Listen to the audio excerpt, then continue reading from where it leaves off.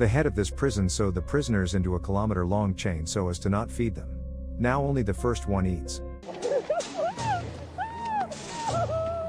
It begins with a prison accountant named Dwight Butler showing Warden Bill Boss the first and second parts of the movie The Human Centipede.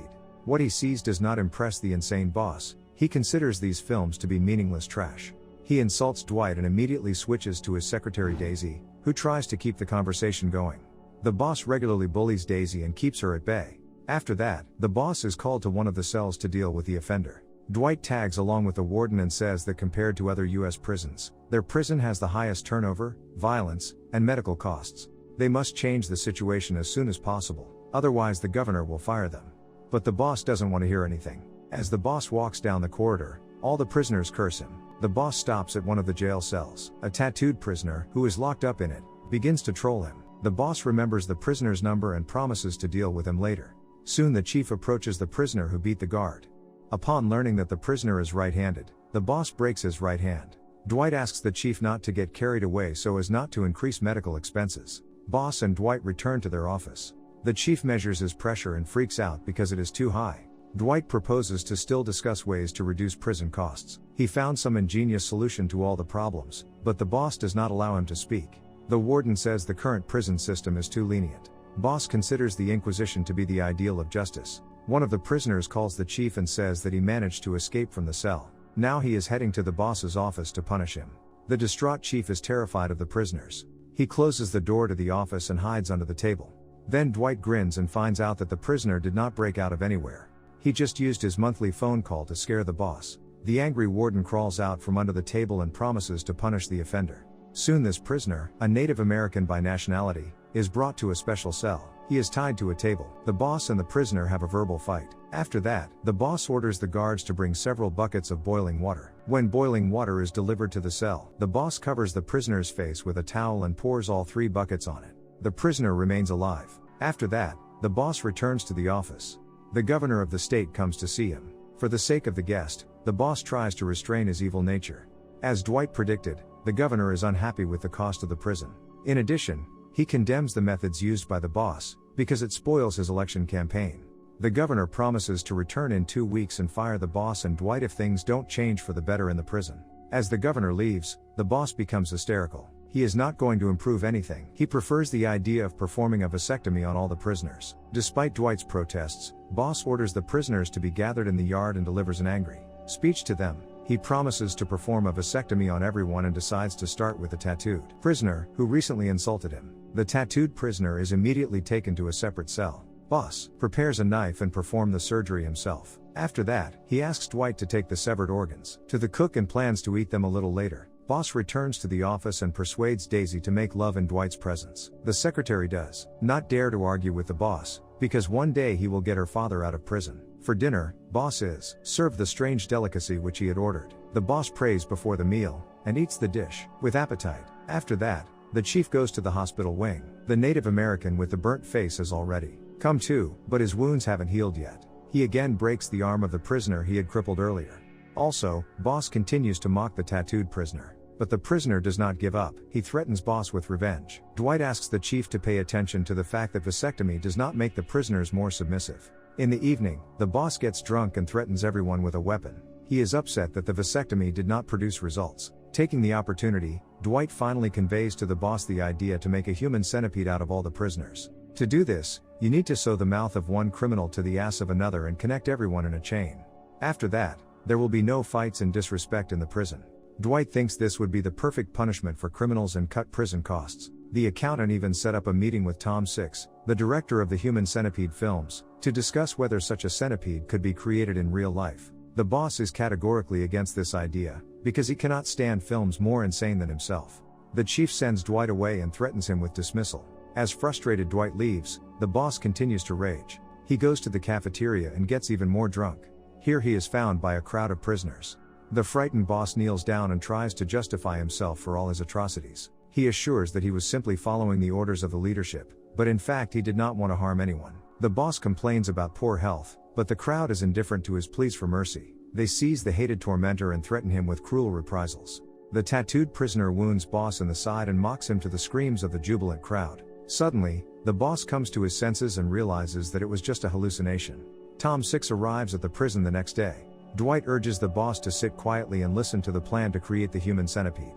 The head physician of the prison also comes to the meeting. Tom 6 assures that a centipede can be created in real life, because during the filming of his films he consulted with surgeons. The prison doctor also sees no barriers to creating a centipede. He explains that the prisoners will feed on each other's feces, and the necessary vitamins and minerals can be obtained by injection. After these words, the boss is imbued with the idea of creating a centipede. He admits that such a manipulation is much more sophisticated than a vasectomy. Dwight thought of everything down to the smallest detail. Instead of cutting the knee tendons, he suggests using a compound that temporarily paralyzes the knee joints. For additional fastening of the head to the buttocks, leather straps can be used. And when the prisoner has served his term, he can be disconnected from the centipede and set free. Tom 6 asks to be allowed to attend one of the operations. The doctor is ready to take the necessary tests from the prisoners and begin operations. The boss decides to first show the prisoners both parts of the human centipede, and then announce their fate to the criminals. While watching the films, the prisoners feel disgust and refuse to watch it. At this time, the boss comes to them and announces that soon all the criminals will become part of the centipede. The prisoners are horrified and riot. Boss and Dwight hide in their office. First, the prisoners break into Daisy's office and beat her up. Then they try to kick down the door to the chief's office. At this time, Dwight calls SWAT, and the boss jumps out the window. Special forces deal with several prisoners and suppress the riot. The criminals are taken to cells, and boss takes a tranquilizer rifle and methodically puts each of them to sleep.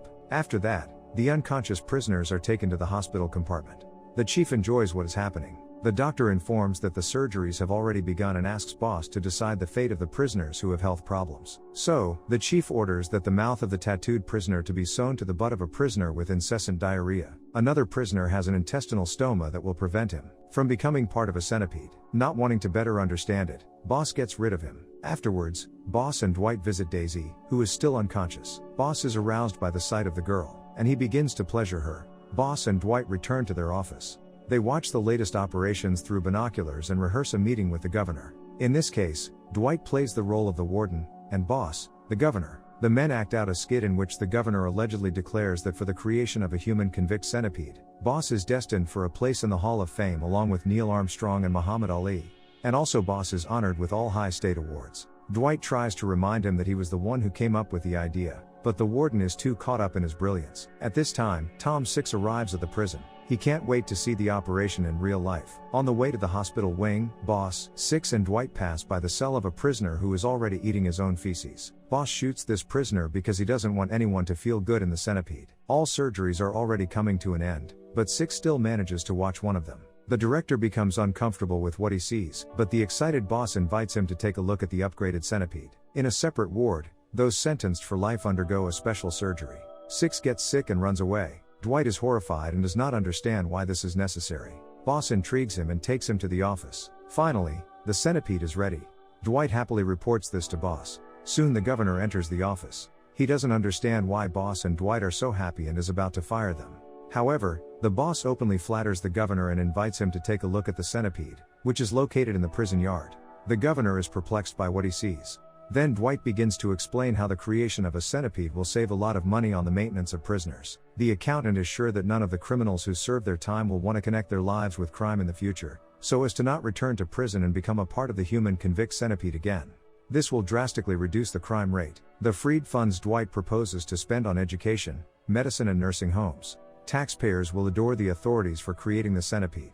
The governor is trying to quell his nausea when he notices that Daisy has also become part of the centipede. The boss explains that this is his idea. After that, he shows the governor the icing on the cake, a human caterpillar for life sentenced. Soon boss, Dwight and the governor enter the ward where a prisoner is sitting, who has already served his term and is therefore disconnected from the centipede.